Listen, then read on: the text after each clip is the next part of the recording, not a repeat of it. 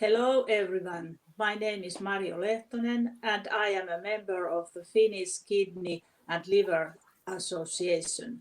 I'm here with Giuseppe Feltrin from the Regional Transplant Center of the Veneto region, Italy.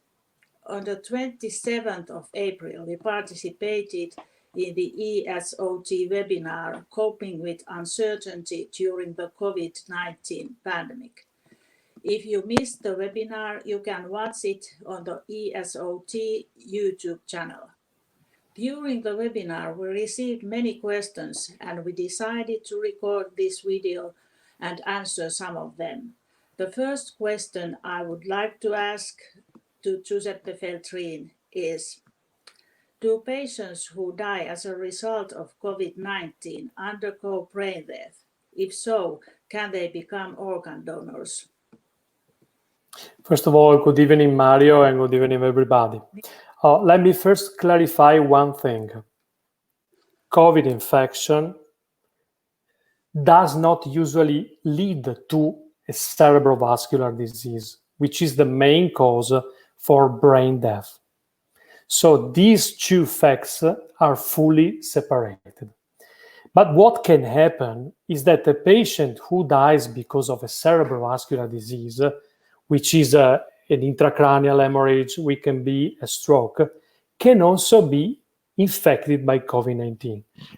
Two brief examples. A patient who has a cerebrovascular disease at home, while he's at home, and who lives in a family where there is someone who is COVID-19 positive. This patient is hospitalized, and he can develop the infection because he got it from his relatives.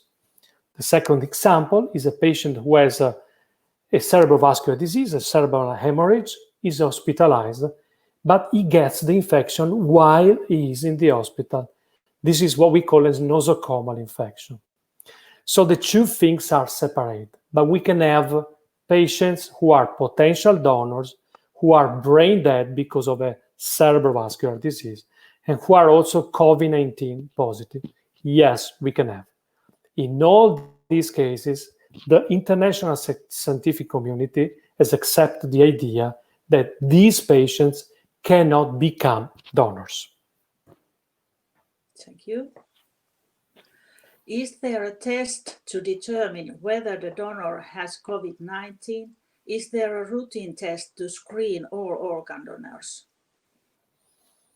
I think that all of you, like me, have heard a lot about this on television. And so all of you know about swabs. Swabs are the tool to determine if a patient has COVID-19. What we do with swabs is to look for viral RNA through a test, a complex test, which is called RT-PCR, real-time PCR. If we find the RNA of the virus in our patient, it's like we had found his ID card. We know that we have the COVID-19 in that patient. Usually, to screen our donors, we use RT-PCR, we use swabs. Okay.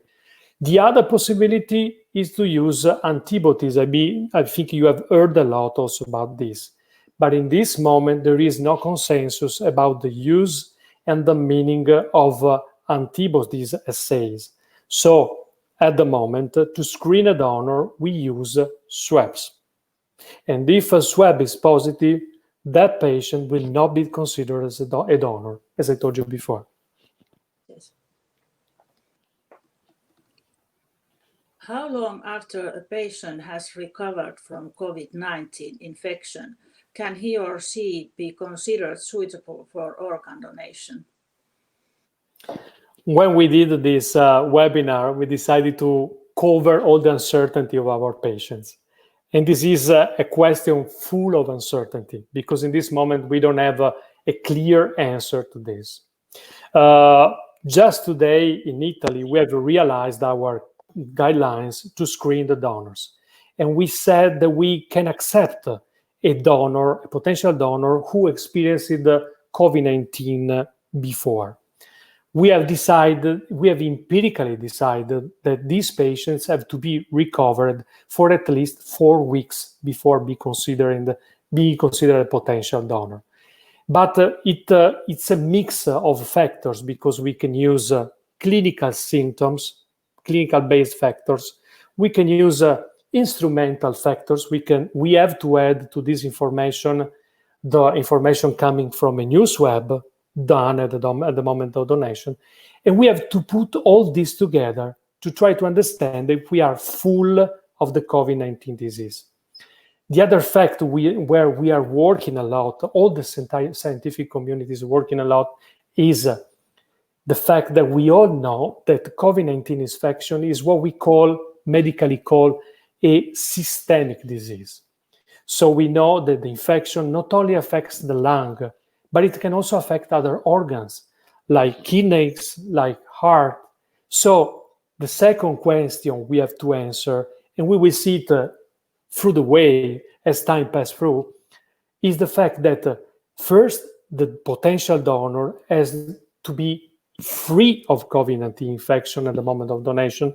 And second, if those organs are still suitable for donation, if they were not affected by infection itself. So it's a complex work, and we are still working on this. And I have no clear answers to you, Mario, to this question. But what I would like to tell to all the patients who are listening to us is that in this moment we are trying to do a lot of efforts to understand more on COVID-19 infection. And what it's clear to all of us is that we have to keep two things in mind. The first is to protect recipient safety, so we don't have to do anything that could transmit the infection from the donor to the recipient. And the second is that we have to understand what is going on. Because if we don't do this, we have a secondary risk we have to avoid absolutely. And this is the risk of losing some potential donors. And this is the work that we are trying to do now. Thank you, Giuseppe. We hope you found this video useful. For more Q&A sessions to watch the full webinar, please visit to ESOT Transplant YouTube channel. Thank you. Thank you, everybody.